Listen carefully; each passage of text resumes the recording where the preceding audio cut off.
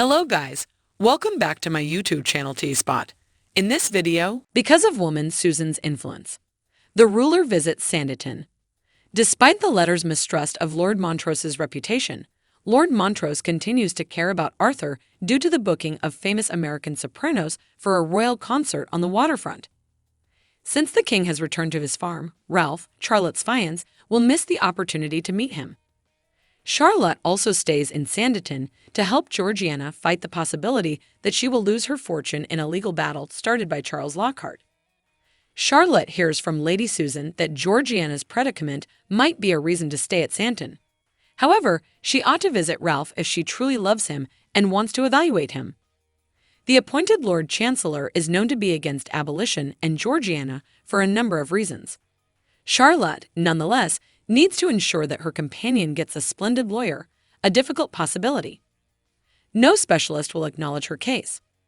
Charlotte suggests that Georgiana write a letter to the media outlining how unfair her situation is. Alexander Colburn rushes off to London after learning about Georgiana's situation. When Lady Montrose and Lydia, one of his writing partners, arrive at his estate, he is not present. Leo and Avesta, on the other hand, react with hostility to them.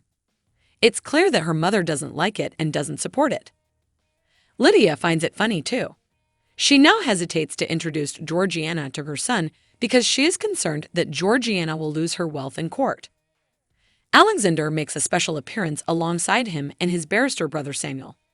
Samuel will deal with Georgiana's case and supports her situation. However, he must first observe Georgiana's strength. He simulates the kind of experience she will have if she testifies in her defense by asking her pointed questions about her mother and previous relationships. Because she can't bear to be shamed in front of everyone, Georgiana skips court. Although the trial would proceed as planned, Samuel informs Charlotte that Georgia has little chance of winning if she chooses not to speak for herself. Charlotte tries to persuade Georgiana to testify before the trial begins in 2 days. While Samuel grilled Georgiana, Charlotte and Alexander waited in awkward silence outside. Alexander did not just refer to Leo and Avesta when he mentioned Charlotte's absence. Samuel is aware of Alexander's attraction to Charlotte. Afterward, he comments that such countless charming things happening in Sandytown that call for mindful review, and he appreciates seeing the associations create. The first is between Augusta, a young niece of Alexander enrolled in a reformation program, and Edward, Lady Denham's wayward nephew. They are both fascinated by each other. Albatus has no idea why. Edward makes the decision that he will vow Augusta with confessional poetry. He successfully begs Reverend Hankins to take a break from his duties so that he can write it and talk to Augusta and ask her to read it. Edward is waiting outside the tea house on Sanditon. But if he finds writing hard, Beatrice Hankins tells him to speak from the heart. Beatrice has the urge to write. Despite keeping this information from her brother, she has been interacting with Dr. Fields. Edward finds a way to get in touch with Augusta once more and tell her that his poetry is bad. Because she believes he is only after her inheritance, she decides to stop communicating with him. She advises him to quit utilizing his misleading and pediatric honeyed words. However, she thinks that it is entertaining.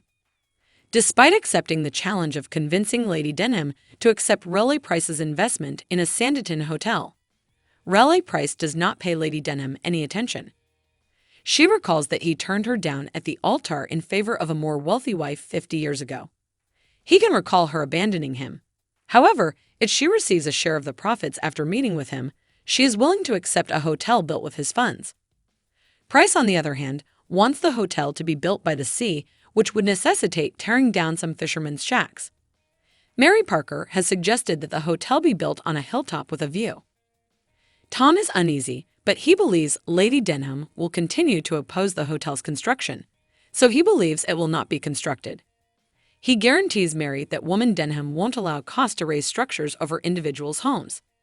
The only exception is Lady Denham, who, much to Tom's displeasure, makes it clear that she supports Price's scheme by sharing this information with Tom while she is waiting for the royal performance, which virtually everyone will not know will no longer be royal. Arthur has been provided with a letter informing him that the king will not be coming to visit. Lord Montrose informs Arthur, inferring the truth, that Lady Susan has reportedly been abandoned in favor of a new lover. She does express surprise at the king's decision to cancel, but she keeps it a secret because she knows what it means. For her purposes, Arthur is sorrowful, particularly taking into account that soprano newbie made a special effort to venture out to Sanditon and make the most of the one-of-a-kind chance to perform for the ruler as a person of color. Lord Montrose suggests that they keep the king's absence a secret and only tell her after the performance that he is unable to attend. Sanditon, he even dons finery and his title to impress her as she enters. Greenhorn, on the other hand, learns the truth from Arthur, who cannot lie. She decides to perform anyway to protect Arthur's investment in the performance. Arthur is aided and supported by Lord Montrose. Arthur demands that Master Montrose utilize his most memorable name, since he tracks down him kind and well-disposed around the presentation. Other connections begin to warm up as well. Price admits to Lady Danahan that his first mistake was not going to church with her when he usually does. Samuel initiates a conversation with Lady Susan after observing her anger at the king's disregard. Augusta asks for a headache to avoid going to the performance after seeing Edward, who only wants to walk with her. Following receipt of his letter. Furthermore, at the presentations, Charlotte and Alexander are situated near each other. While Greenhorn performs a love aria, they affectionately hold hands. Georgiana makes the decision to compete for her inheritance. She will testify on her behalf in court during the performance. She and Samuel are going to London tomorrow. Let us know what you think in the comments below. And don't forget to like, subscribe, and share the video. Thank you for watching. See you soon.